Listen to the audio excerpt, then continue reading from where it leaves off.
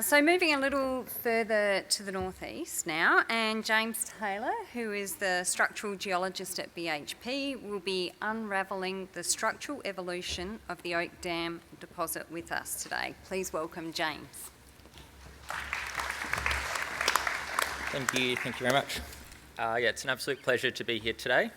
So the title of my talk is Unraveling the Structural Evolution of the Oak Dam IOCG deposit through the integration of local and regional scale interpretations. So this is sort of a combination of work which I've started with some of my peers, Marcel and Irvan, and then supported by SRK. And we've been, have I got a clicker? This one? Just the green one too. Yeah, perfect, thank you. Really looking forward to sharing all the work that we've been doing over the last 6 months or so. So firstly, I'll just give a quick overview of the Oak Dam deposit. So it's a tectonic magmatic hydrothermal breccia system with an approximate footprint of 1 kilometre wide by 3 kilometres long, and it's still open at depths of over 2 kilometres. We map a progressive increase in iron alteration from the edge of the system towards a copper barren core, which has a pipe-like geometry and has a high-grade rim around it. We also form a little bit of a paleo high of about 150 metres over the core of the deposit relative to the less altered granite on the periphery. In terms of the sulphide zonation, it's a strongly zoned system. So we move from pyrite, chalcopyrite on the periphery through increasing bornite to sort of bornite-chalcite dominant mineralisation on the edge of the barren pipe. And that's represented by that red volume in the figure. The IOCG mineralisation which we see at Oak Dam appears to be strongly structurally controlled with a fairly sort of elongated north-south geometry. We've then seen a fairly complex overprinting history which is then reactivated with structures which have been reactivated and complexify the story for the geologists there today. I'd really like to acknowledge the amazing effort from the entire team at Oak Dam in the delivery of the first inferred resource.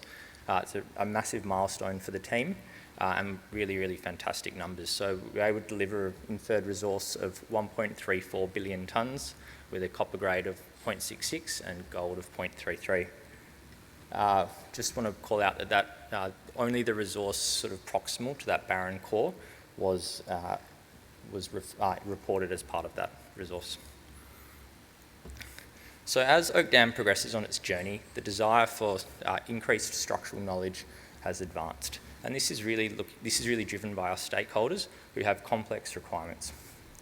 During the early sort of exploration phase, we were exploring using coincident magnetic and gravity anomalies, leading to the successful discovery of Oak Dam in 2018. We were then able to rely on a predictable and mappable zonation pattern, which led to the continued success and the continued delineation of the team. It's really now, as we enter this studies phase, where we've got detailed need for hard contacts in our resource models.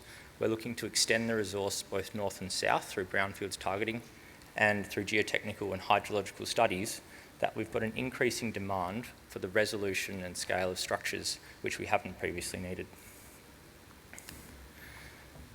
But unravelling the structural history of Oak Dam is certainly not without its challenges. And we've just got a couple of examples that the team on site are faced with every day. So we've got a very strong hydrothermal overprint from the hydrothermal overprint of our structures, making it quite cryptic in core. And we really obliterate a lot of the early kinematics in some of these early structures. We also observed the selective reactivation of early inherited structures, often with opposing kinematics, which can make it incredibly challenging to unravel.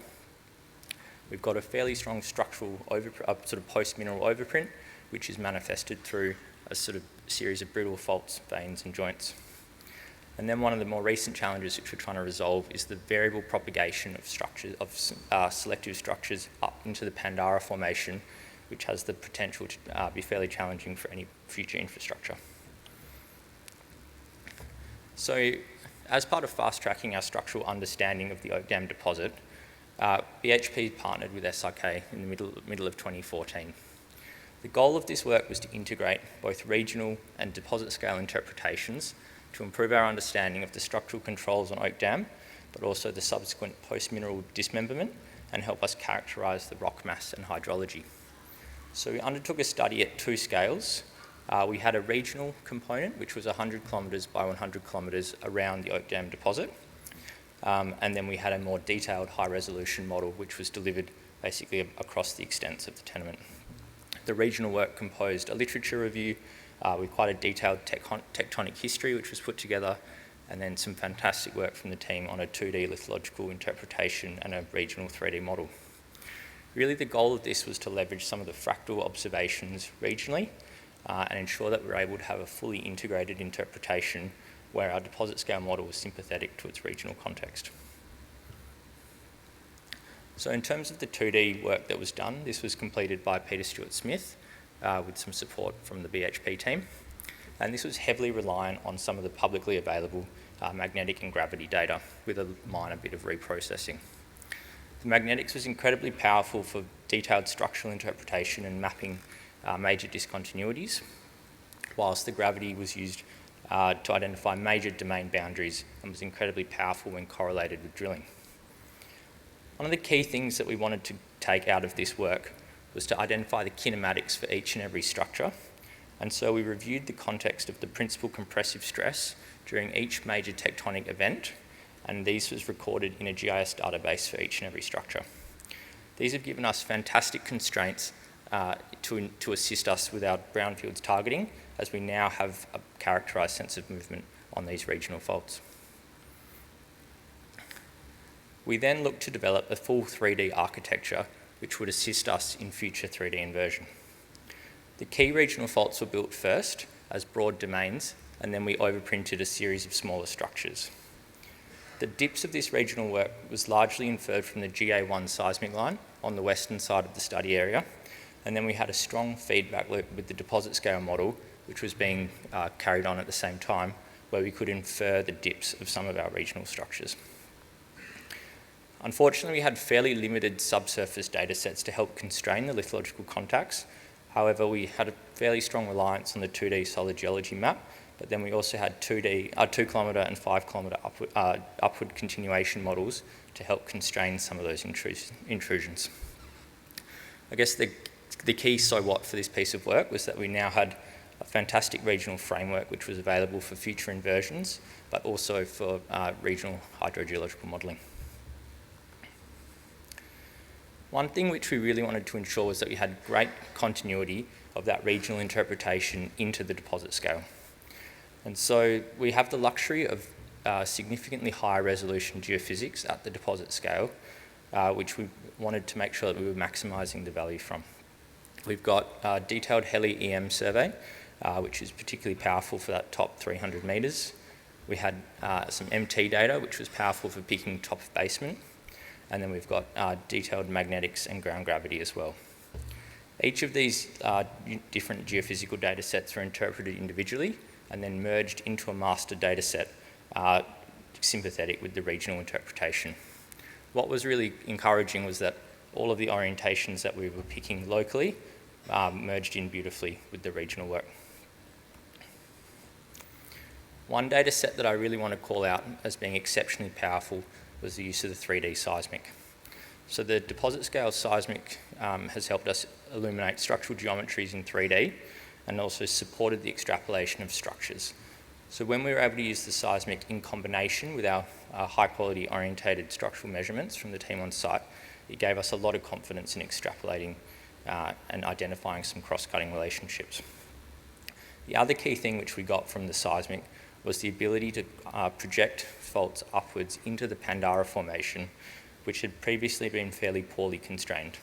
We do a parent-daughter wedge style drilling, and so we've actually got fairly sparse drilling coverage up through the Pandara formation.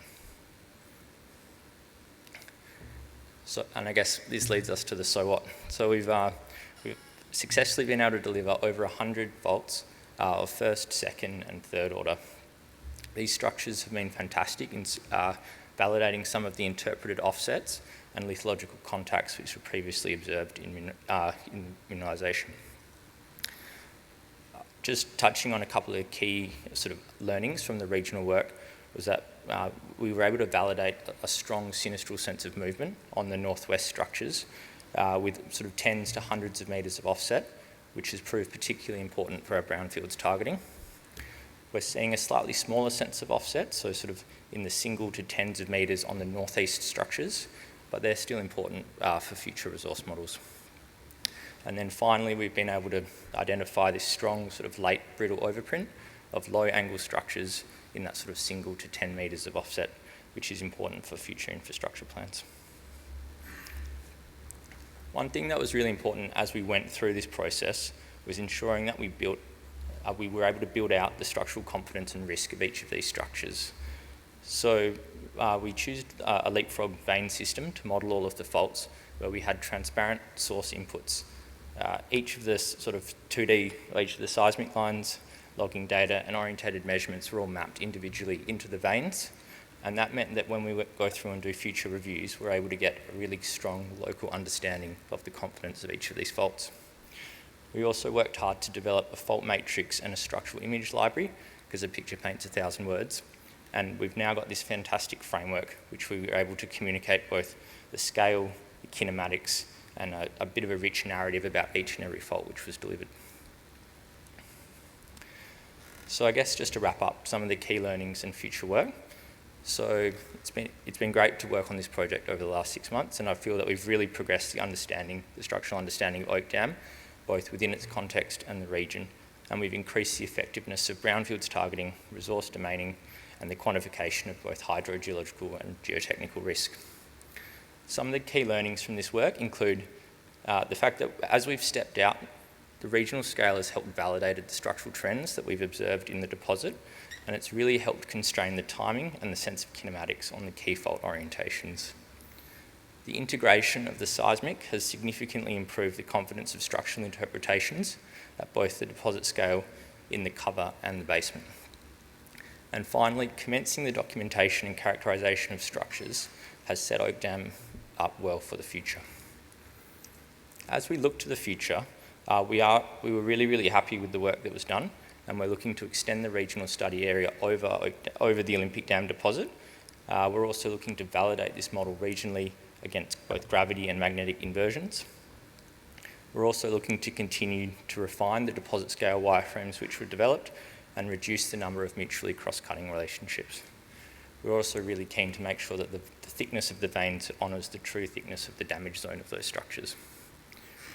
And then as we continue to carry out and interpret our seismic, it'd be fantastic to continue to build the in-house hard rock seismic interpretation capability within the team and make sure that we're getting maximising our value from both reflection and velocity models.